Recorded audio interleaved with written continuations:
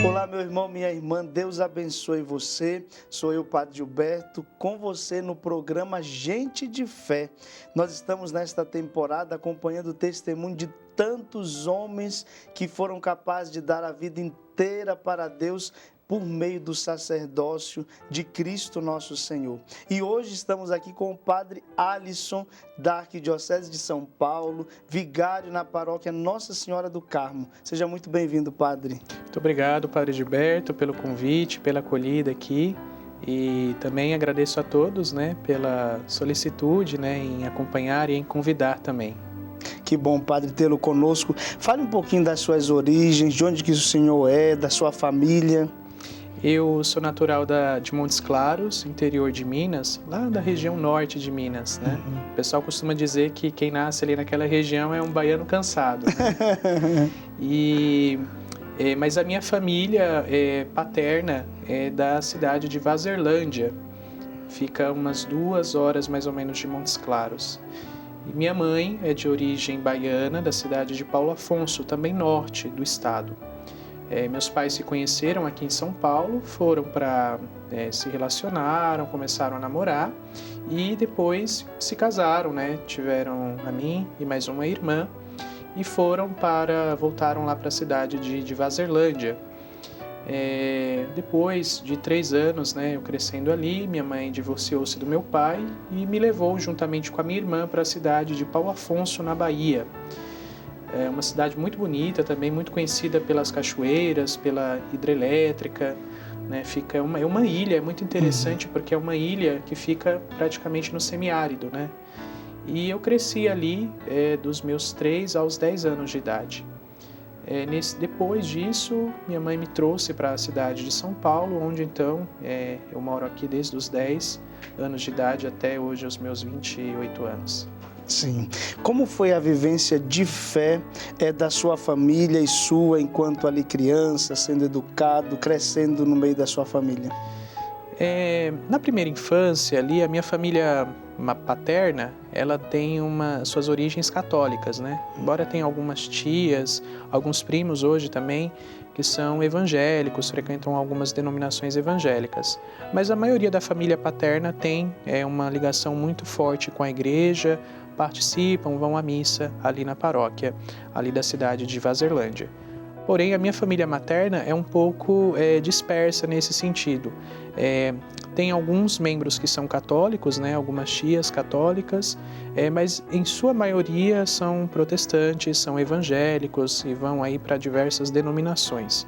Então, eu cresci em um berço cristão, mas tendo sempre essa experiência de diálogo entre o catolicismo e o seio protestante, Os protestantes, sejam eles batistas ou assembleianos, que são as denominações às quais as minhas tias frequentam. Meu avô paterno, ele era católico e a minha avó também, só que de alguma maneira ela foi deixando a prática da igreja, foi se distanciando, E abraçou um pouco a religião, ali o meio evangélico, no qual ela se identificou mais e começou a frequentar com maior frequência, Olha só, a história do padre já começa meio que instigante, Do meio ali das suas raízes também, onde tem o protestantismo, e ele também vai contar um pouco dessa sua experiência, porque o senhor também fez parte de uma outra igreja, não é isso? Isso. Por ter crescido nesse ambiente misto, entre católicos e evangélicos, eu sempre tive essa referência ao cristianismo, mas frequentava mais o ambiente protestante, Minha avó costumava me levar em igrejas batistas, uma outra tia me levava na Assembleia de Deus, e assim eu ia tendo contato, com essas diversas denominações. Mas a frequência ou o contato com a religião católica era nula ou quase não existia, restringindo-se apenas a momentos em que ia a uma missa de casamento ou de 7º dia, ou algum batizado de alguém ali que pertencia aos amigos da família, Quando eu vim para a cidade de São Paulo com a minha mãe, eu ficava muito sozinho aqui, cidade grande, e minha mãe sempre ficou um pouco preocupada nesse sentido. Minha mãe não é muito católica nem muito evangélica, naquele período, sobretudo. Ela trabalhava muito e nunca teve muito tempo para ir à igreja ou ter esses compromissos. Mas ela achava que isso era importante para mim, né? Que a religião, que a fé deveria fazer parte da minha educação e do meu crescimento, né? Como criança. E um dia nós estávamos passando na rua e eu encontrei um grupo de escoteiros, né? Depois eu fui entender que não eram escoteiros, porque os escoteiros, em sua maioria, têm uma raiz católica. Mas para uma criança, assim, a criança não distingue muito bem, né? Sim. E eu vi ali um grupo de escoteiros, eles caminhando, eles faziam atividades, brincadeiras, gincanas, e eu pedi para que minha mãe me colocasse ali para participar também. Minha mãe achou isso muito positivo, até porque me tiraria um pouco mais de casa, eu faria novas amizades e ali também se passavam alguns valores, algumas virtudes, né, para as crianças. Minha mãe me inscreveu e depois eu fui entendendo que na realidade ali chama-se desbravadores, né? É uma atividade social, de evangelização também e de formação e promoção humana que a Igreja Adventista do Sétimo Dia oferece, né, para as crianças, para os jovens e adolescentes. E é organizado e coordenado por um grupo de adultos que pertencem à igreja. E eu comecei a participar dessas atividades, a frequentar os acampamentos, e todos os sábados eu estava lá, brincava, os domingos também, e fiz bons amigos, né? E comecei aos poucos entrar na Igreja Adventista e participar com um maior empenho, né?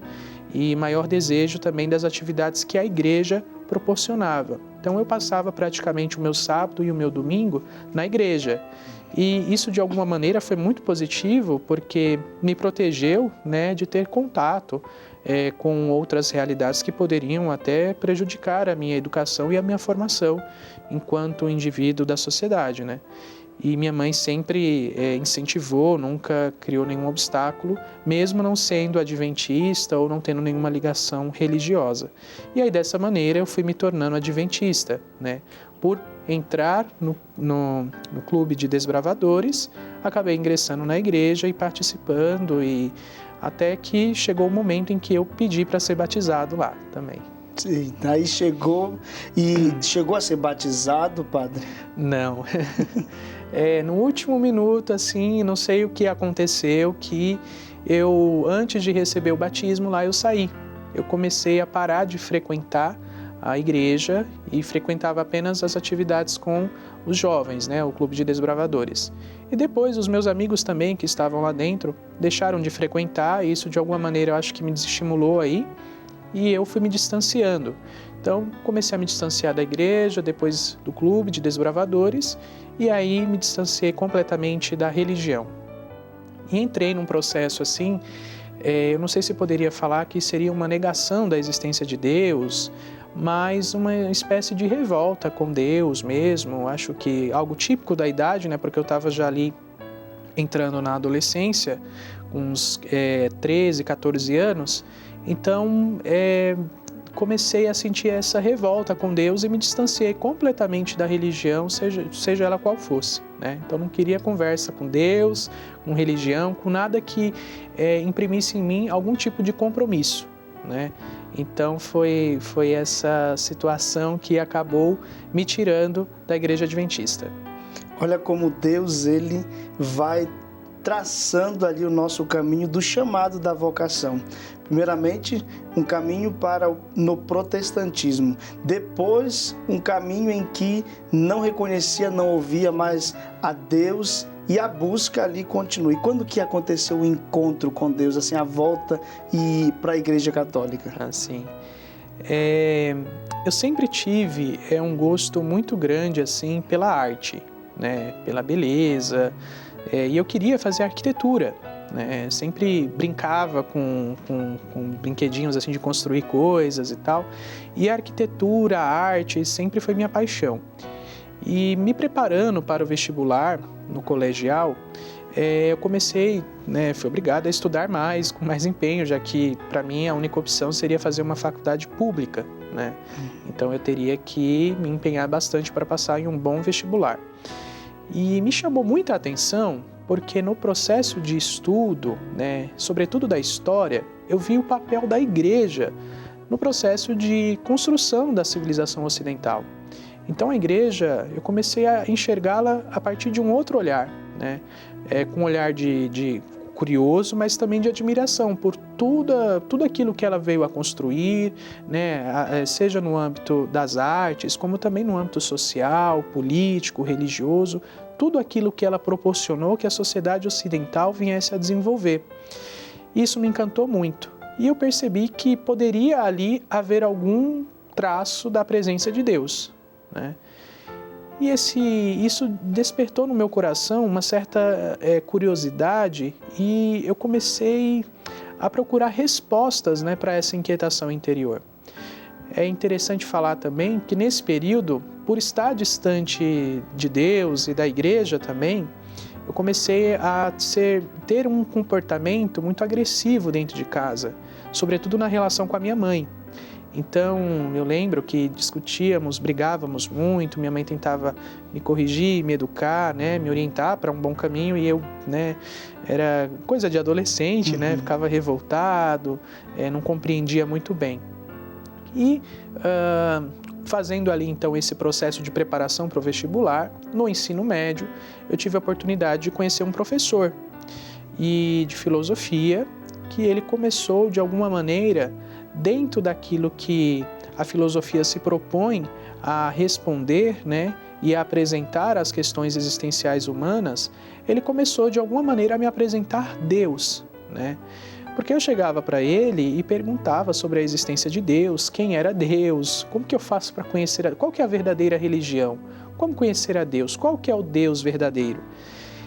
E como essas são questões fundamentais de todo ser humano e que sempre a filosofia se deparou, ele me passava alguns autores e isso ia me ajudando a discernir, né, e a trilhar um caminho de busca e conhecimento de Deus. Uns amigos da sala eram católicos, me convidaram para ir a uma missa. E eu cheguei, fui com eles, né, em um sábado e era uma missa na paróquia Santa Bernadette, aqui em São Paulo, que pertence a um movimento chamado Caminho Neocatecumenal. Quando eu cheguei lá e participei daquela celebração, me encantou a liturgia, a maneira como aquele mistério, que ali havia alguma coisa diferente, havia um mistério ali e que ali as pessoas se reuniam verdadeiramente para celebrar. E que elas não tinham uma atitude somente passiva diante daquilo, mas sobretudo ativa, porque cantavam, porque ressoavam, partilhavam aquilo que tocava a elas, havia um diálogo entre aquilo que é sagrado, aquilo que é humano. E nossa, aquilo dali tirou as escamas dos meus olhos, né? Da mesma maneira que São Paulo quando caiu do cavalo, né? Porque assim, todo preconceito e toda visão negativa ou até equivocada que eu havia construído no meu imaginário em relação à Igreja Católica, naquele momento desapareceu, caiu por terra. Porque eu cheguei na missa e vi que não havia ali adoração à Virgem Maria, não havia nenhuma daquelas coisas que eu ouvia falar pelos ambientes protestantes os quais eu frequentei, se faziam ali presentes. Então, para mim, isso me chamou muita atenção e isso me deixou muito curioso para conhecer mais. Então, o que é aquilo que as pessoas estão ali celebrando, né? Comecei a perguntar para esses colegas, alguns sabiam responder, outros não, apesar de caminharem há muito tempo, né, na fé católica. Me chamou também a atenção o senso de comunidade presente, né, a amizade. Sempre depois da missa saíamos para ir comer alguma coisa na padaria. Então essas coisas foram me cativando. E de alguma maneira essas dúvidas foram sendo o caminho que Deus foi utilizando para me atrair para Ele. E dessa maneira eu fui participando cada vez mais, né? Então eu ia todos os sábados, depois eu ia aos sábados e aos domingos, né? Na paróquia, participava da missa. Comecei a participar também das catequeses. E aí foi um processo muito interessante, porque minha mãe começou a estranhar. Porque eu estava sem ir para igreja nenhuma, para nenhuma religião, e do nada, todos os domingos, todos os sábados e domingos eu estava saindo de casa. Ela achava que eu estava indo para festa ou para alguma coisa, né? Eu lembro até um dia que ela falou assim, olha, você vá, mas eu vou atrás para saber onde você está indo. Ela ficava muito desconfiada, né? Eu falava, não, mas estou indo para a igreja. Ela não acreditava muito, só que ela começou a acreditar mais nisso quando o meu comportamento em relação a ela e dentro de casa começou a mudar. Eu comecei a ficar um pouco mais compreensivo, mais paciente, né? Respeitá-la mais e me comprometer com mais algumas coisas, né? Ter mais disciplina em relação ao estudo, em relação aos horários. Então isso chamou muita atenção dela e ela ficou mais tranquila. E foi dessa maneira que eu fui, então, tendo contato com a fé católica. Bonito, olha só a história de adventista para o catolicismo, para assumir aquilo que é o chamado de Deus. Bonito escutar, padre, que o senhor foi dizendo que à medida que foi abraçando, conhecendo ali, fazendo parte, a sua vida foi sendo transformada. Uma vocação, ela justamente leva a isso, né? A transformação da nossa vida, para depois sermos usados por Deus onde Ele quer, da maneira que Ele deseja. E o chamado ao sacerdócio, como que se deu isso? Então, na comunidade, as pessoas viam esse empenho, essa curiosidade, esse desejo em participar cada vez mais, e isso, de alguma maneira, chamou a atenção das pessoas. E eu estava já, então, assim, todos os dias eu ia à igreja, visitava o Santíssimo, fazia uma oração, depois eu ia fazer as minhas coisas, chegava da escola, passava na igreja, e isso chamou a atenção, né, das pessoas. E propuseram, então, olha, você já pensou em ser padre? E até aquele momento, essa ideia não se tinha passado pela minha cabeça. Como eu disse, eu queria fazer arquitetura, queria constituir uma família, ter um escritório, trabalhar, ter os meus projetos. Eu tinha um projeto de vida pessoal, né? Meus sonhos a se realizar. Mas quando lançaram essa pergunta e falaram que eu tinha traços de vocação à vida sacerdotal, aquilo me inquietou. Primeiro no sentido de negação e depois de conformidade à vontade de Deus. Então, no primeiro momento, veio uma certa revolta e negação desse chamado, no seguinte sentido de que aquilo não era para mim, que haveriam pessoas muito mais capazes, que eu era muito jovem e que eu tinha os meus projetos e tal, e que eu deveria priorizar isso, né? Mas, quando eu ia para o curso, quando eu ia para a escola e ficava pensando na carreira e tal, não é que me dava uma tristeza, mas quando eu comparava e colocava na balança a possibilidade de ser padre um dia e de tudo aquilo que o padre pode vir a realizar e os benefícios que isso traz na sua vida, na vida da igreja, da sociedade, nossa, me enchia de uma alegria muito maior. Porém, eu me sentia muito indigno disso. E aí foi dessa maneira que se deu o chamado. O tempo no seminário, até mesmo com as suas raízes, aquilo que o senhor foi vivendo no protestantismo, teve muitas situações de adversidade, coisas que o senhor foi sendo formado ali, se deparando e precisando de um tempo, de entender como que se deu essa formação. Sim, o seminário foi uma verdadeira escola dentro daquilo que o seminário se propõe a realizar, né? Antes de formar padres, formar também seguidores autênticos de Jesus, né? Discípulos mesmo. E eu cheguei no seminário muito, digamos assim, recém-convertido, né? Porque a minha conversão ela se deu ali quando eu tinha por volta de 16 anos. Com 18 anos eu entrei no seminário. Uhum.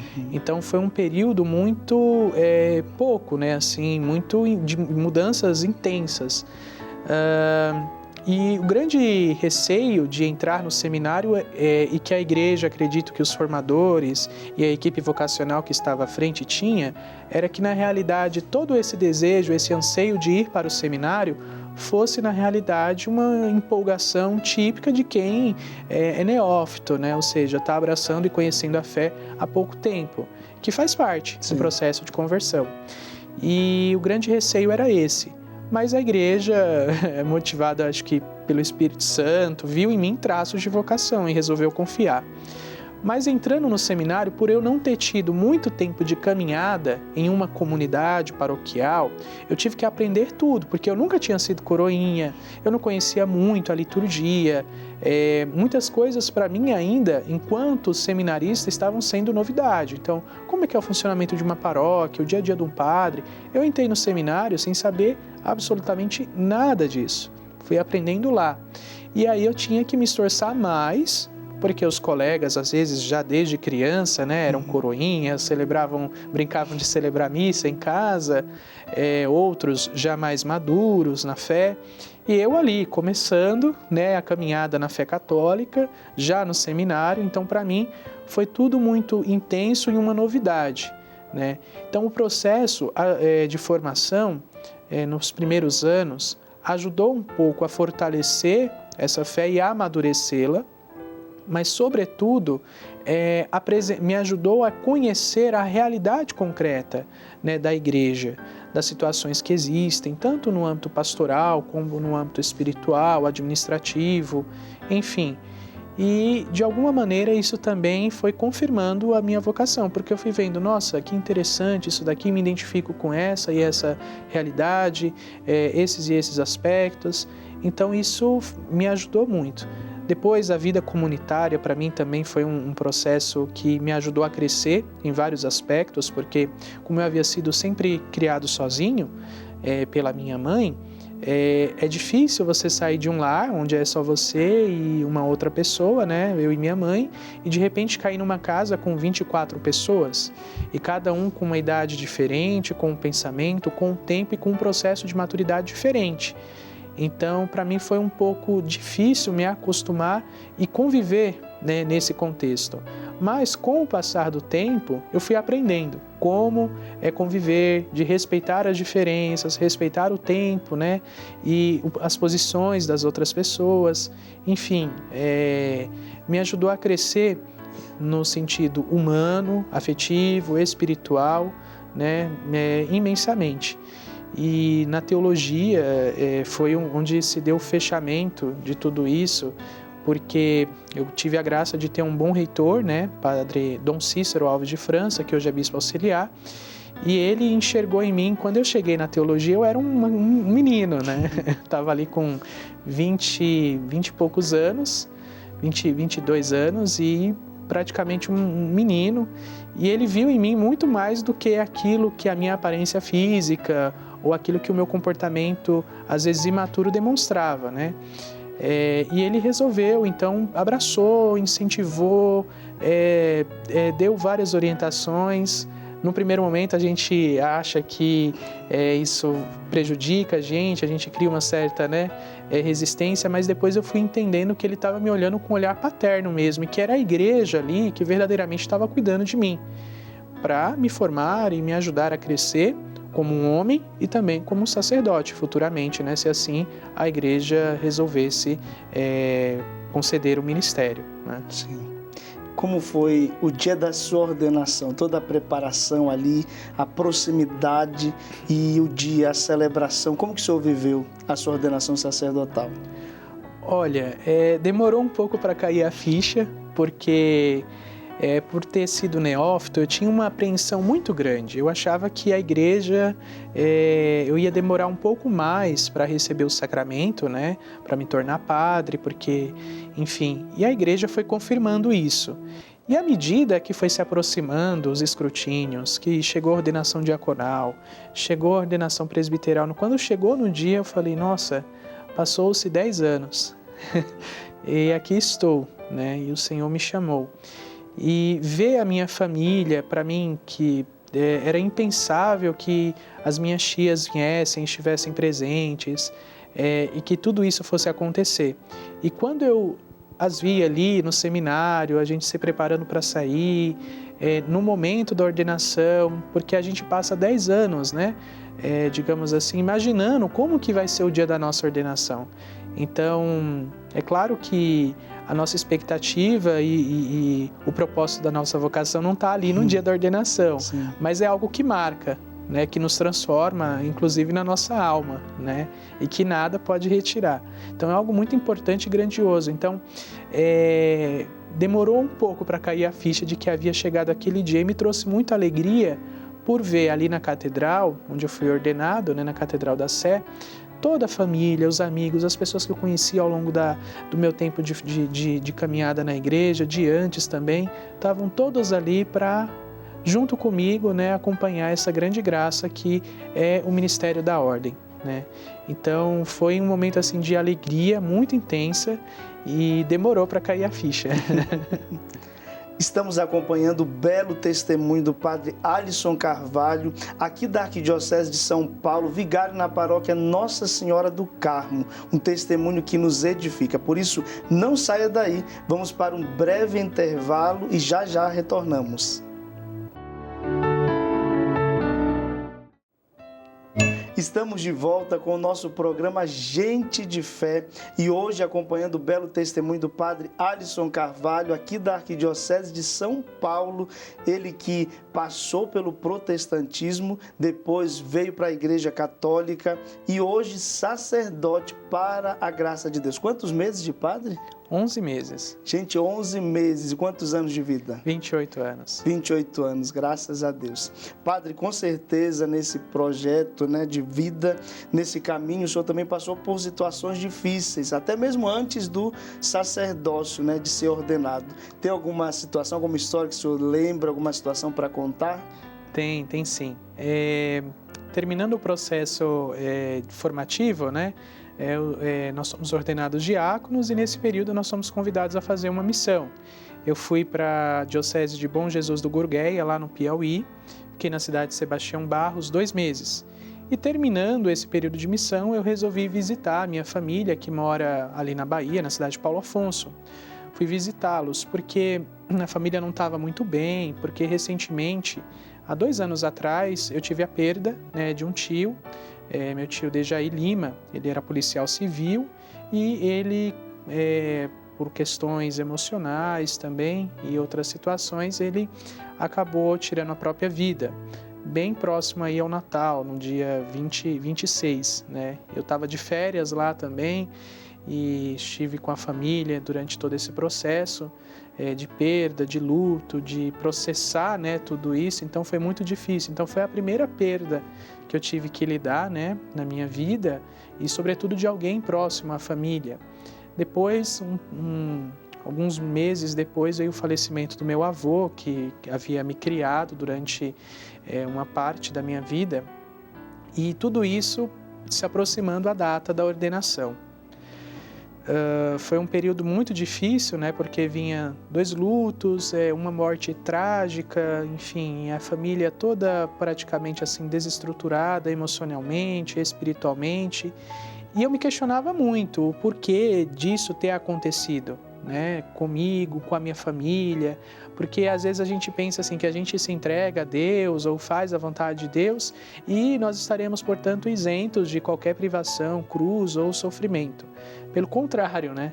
E nunca passou pela minha cabeça que fosse ter na minha família, né, uma situação dessa, de suicídio, né? E de alguma maneira Deus permitiu que eu passasse, presenciasse, vivenciasse aquilo de maneira intensa e profunda com a minha tia, com a minha prima, filha desse meu tio, né? E sobretudo elas que ficaram muito fragilizadas depois da morte dele, com a minha avó também. Deus permitiu que eu passasse tudo aquilo porque eu acho que tinha uma lição, um sentido, um propósito maior. E, de fato, porque logo depois de ordenado sacerdote, meus primeiros atendimentos em direção espiritual, em aconselhamento, se direcionavam a pessoas que estavam vivenciando esse processo de luto ou de busca de sentido pela vida ou questões relacionadas ao suicídio e a perdas. E por ter passado isso, né, na minha família, com um familiar próximo, ter acompanhado o processo, né, daqueles que ficam, aquilo me ajuda ainda hoje a dar um aconselhamento, a acolher, a saber escutar, né, bem essas pessoas.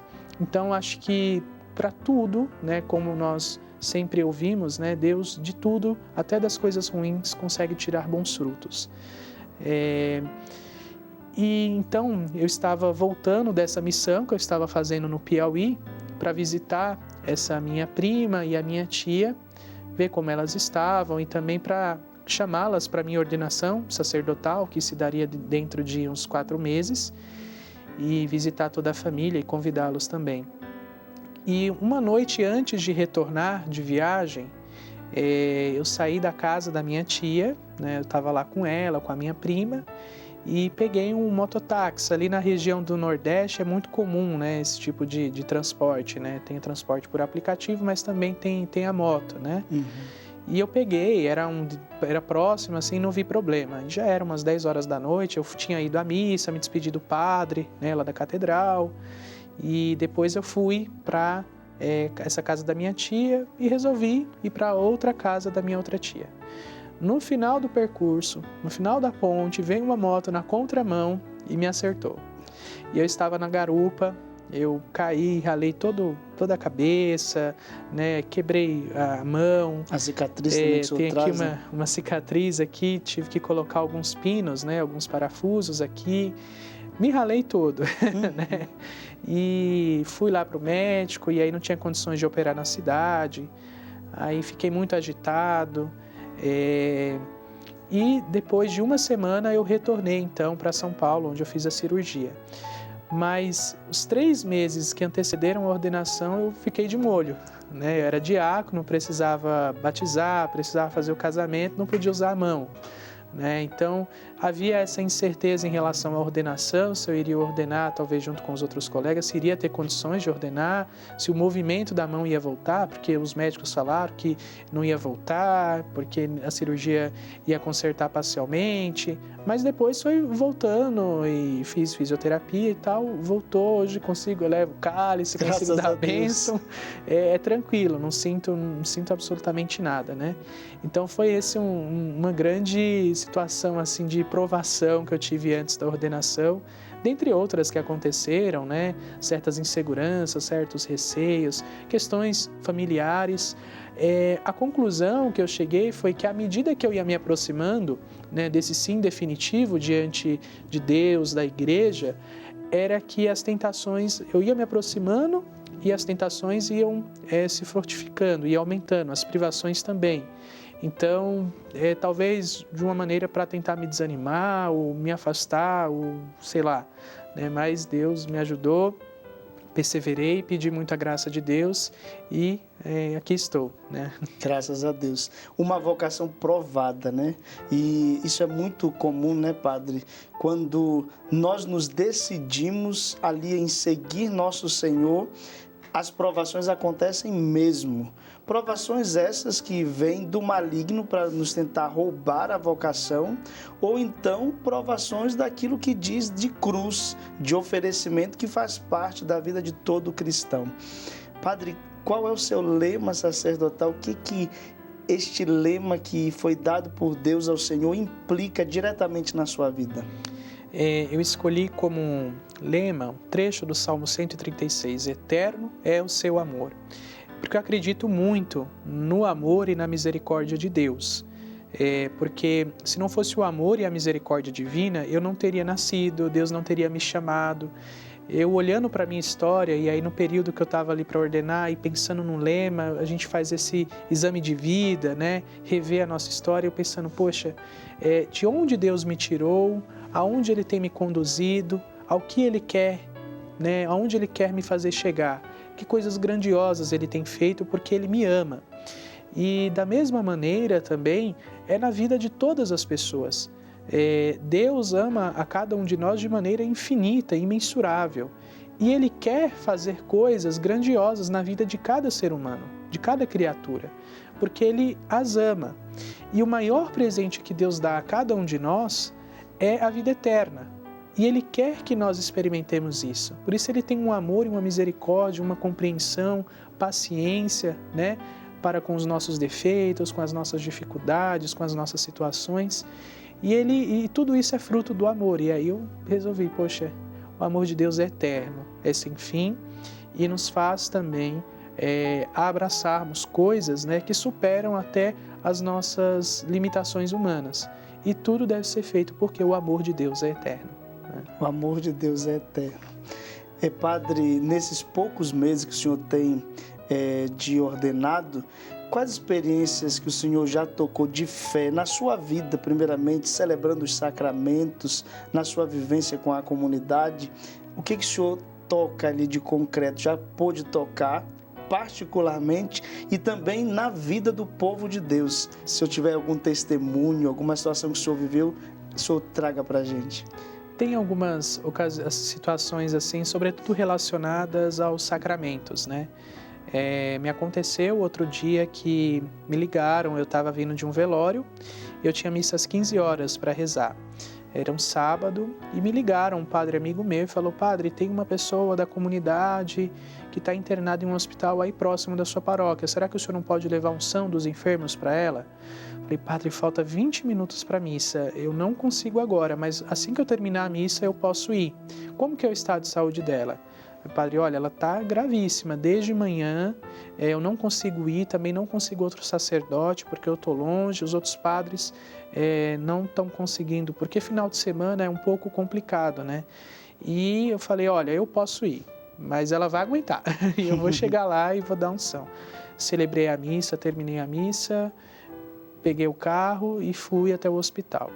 Era uma senhora, a dona Fátima, ela já estava em estado terminal, né, de câncer, muito debilitada fisicamente, e a família me ligava, mandava mensagem, mandou mensagem para a secretária, para não sei quem, porque eles estavam realmente angustiados na espera de que ela recebesse o sacramento, né?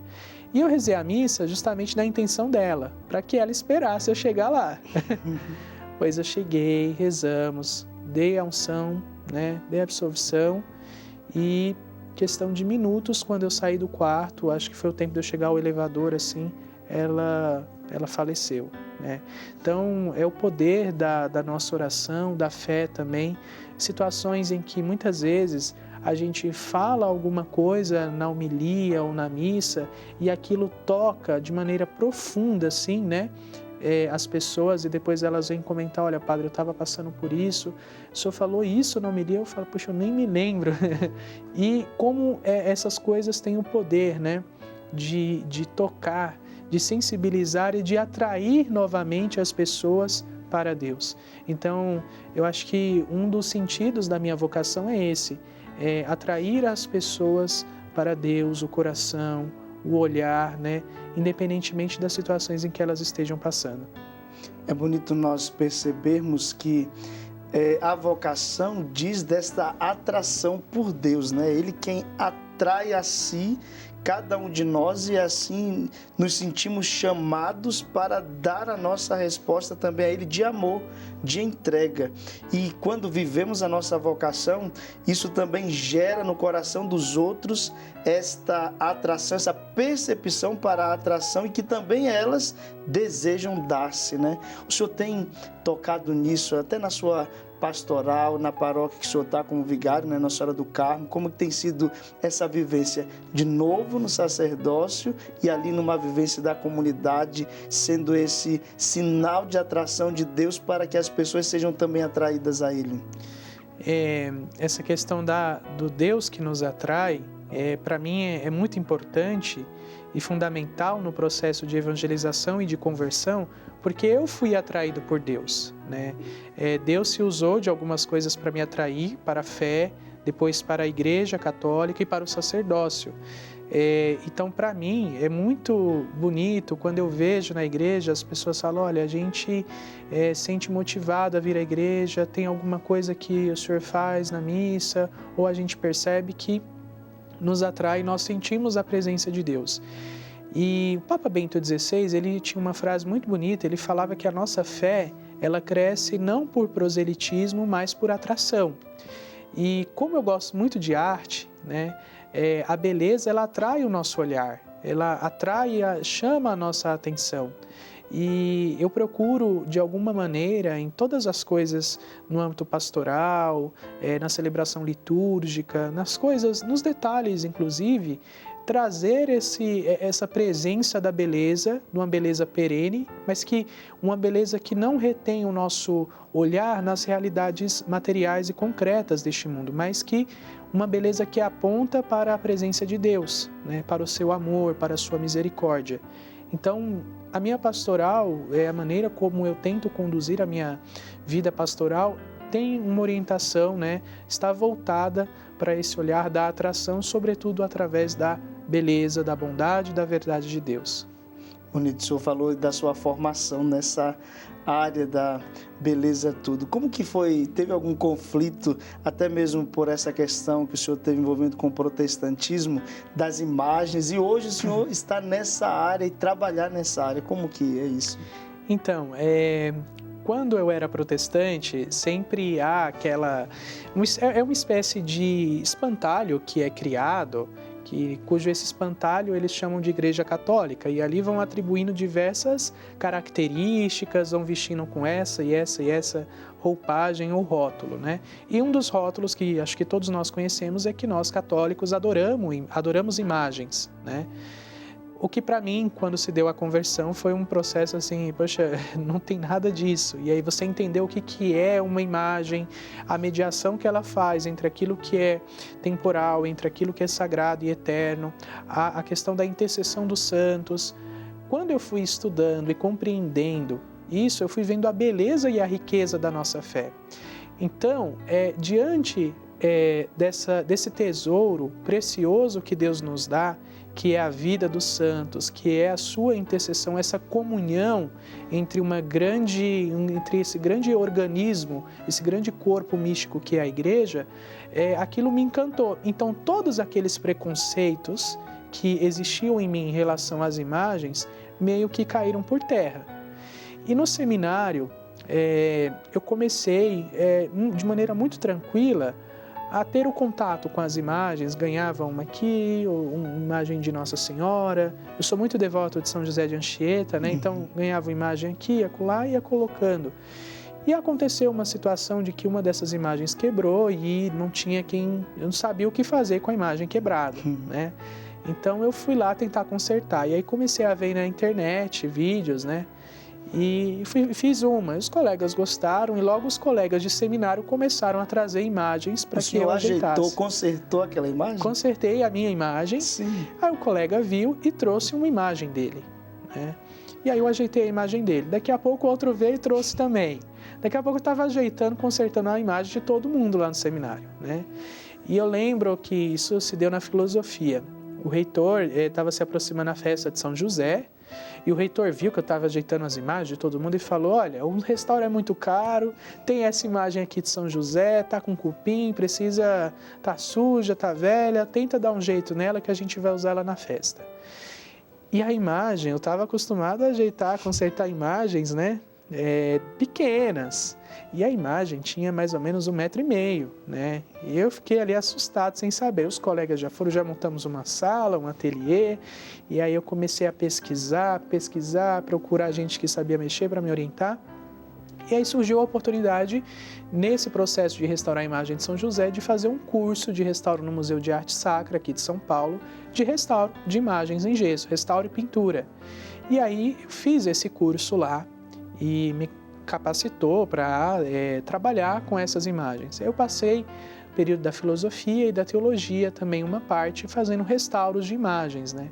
O que para mim me ajudava muito espiritualmente, porque eu tinha que ler a vida do santo, porque quando você pega uma imagem para restaurar, você tem que mergulhar na vida, né, daquele santo, daquela imagem, você entender o porquê das cores, das roupas, os símbolos que serão utilizados, a melhor expressão do rosto, né, para que o fiel que se depare diante daquela imagem possa fazer essa experiência também de encontro com a vida, com a virtude e com a graça de Deus que é manifestada ali. Então, me ajudou espiritualmente a crescer bastante. Fora que também era uma válvula de escape. Às vezes, quando ficava estressado na comunidade, eu estava muito ansioso com prova ou com qualquer situação, descia lá no ateliê, ia pintar, aquilo dali me acalmava e me ajudava também. Depois eu comecei, por ter uma formação na área de design de interiores, uma formação técnica, eu comecei também a estudar o espaço litúrgico, porque era onde essas imagens seriam utilizadas. Eu falei, poxa, eu tenho formação técnica, por que eu vou pesquisar também se tem alguma coisa assim na igreja, né? De arquitetura para igrejas. Eu comecei a pesquisar, estudar, e aí todas as minhas pesquisas acadêmicas, artigos, iniciações científicas passaram a girar em torno do tema da arquitetura sacra. Eu lembro que quando eu estava nesse processo inicial de conversão, eu estava passeando no centro de São Paulo com a minha mãe e nós entramos na Catedral da Sé. E quando eu entrei pela primeira vez em uma igreja católica, né, com a minha mãe, e vi, né, aquilo, nossa, uma catedral, vi aquelas pedras esculpidas que carregavam símbolos, vi a beleza do altar, os vitrais, aquela luz, aquela áurea que existe ali, aquilo me fez assim, ter o que nós chamamos, né, de cartaz, que é uma elevação da alma até Deus, né, até uma realidade, além dessa realidade material, né, concreta. Então, me chamou muita atenção o papel que a arquitetura tem nesse processo de aproximar o homem de Deus e também de evangelizá-lo através do espaço. Então eu comecei a pesquisar, a ler, a escrever sobre isso e fiz, antes de terminar a teologia, fiz uma pós-graduação lá em Curitiba, em arte e em arquitetura sacra. E procuro hoje utilizar esse conhecimento técnico, né, sempre voltado para esse olhar para a beleza e da evangelização através da beleza, né, através da arquitetura, do espaço litúrgico, das imagens. Procuro oferecer às comunidades que solicitam, né, essa assessoria litúrgica, digamos assim, procuro oferecer isso como meio de evangelização também. Que maravilha, né, gente? Porque aquilo que o Senhor tinha vivido ali contrário, né? Como isso é uma dúvida muito clara. O senhor é padre hoje, eu também já tenho um tempo já no sacerdócio. Quantas pessoas até católicas que têm essa dúvida provocada por essa mentalidade protestante porque tem uma imagem que está adorando tudo, e o Senhor falando dessa beleza, né? Para poder esculpir ali, para poder fazer aquele reparo, tem que saber a história do santo, e quando nós vemos a história de um santo, não tem nada além do que o segmento de nosso Senhor, aquela vida totalmente entregue. Então olha que maravilha que Deus foi fazendo com o Senhor e faz hoje é seu trabalho, também sua missão, né? Não é só um trabalho, é uma missão. Padre, tudo que o Senhor já viu até aqui, do caminho de preparação, da ordenação, vale a pena ter assumido a sua vocação? O Senhor está feliz, está realizado? O que é que o Senhor espera de Deus, da ação de Deus na sua vida por meio do ministério? Olha, as cruzes, eu acredito, e por esse pouco tempo de padre que tenho, que ela se faz presente na vida de todo cristão.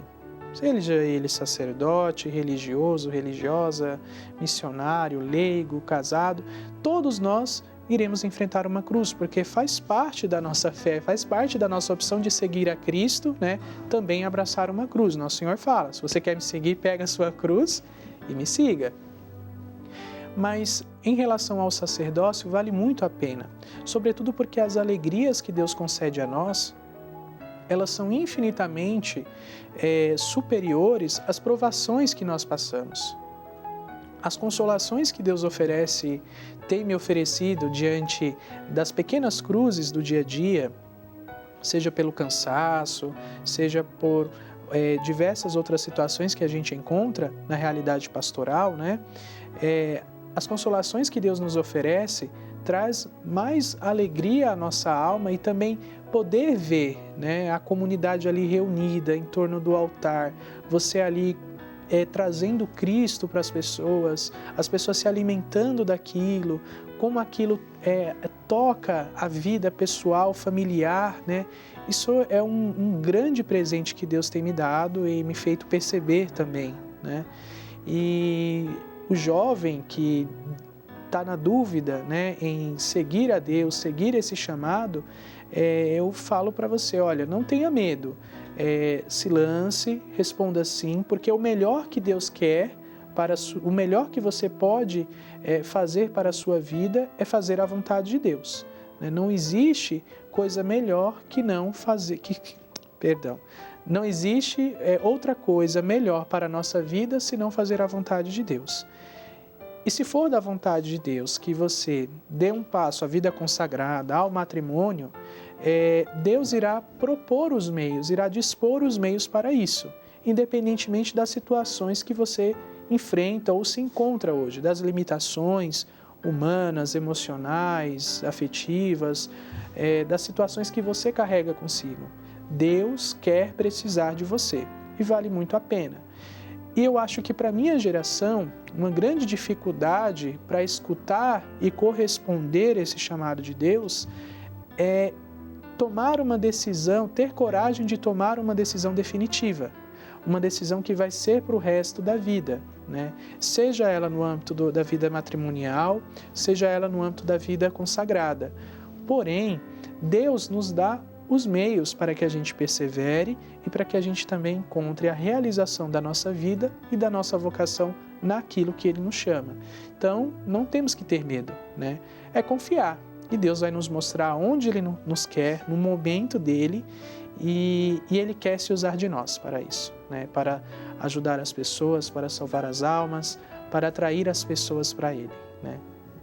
Esta é a mensagem do Padre Alisson Carvalho para você que hoje também tem aí seus questionamentos para abraçar sua vocação, ou ainda assim, se você já está na sua vocação, mas tem dúvidas que você já cansou.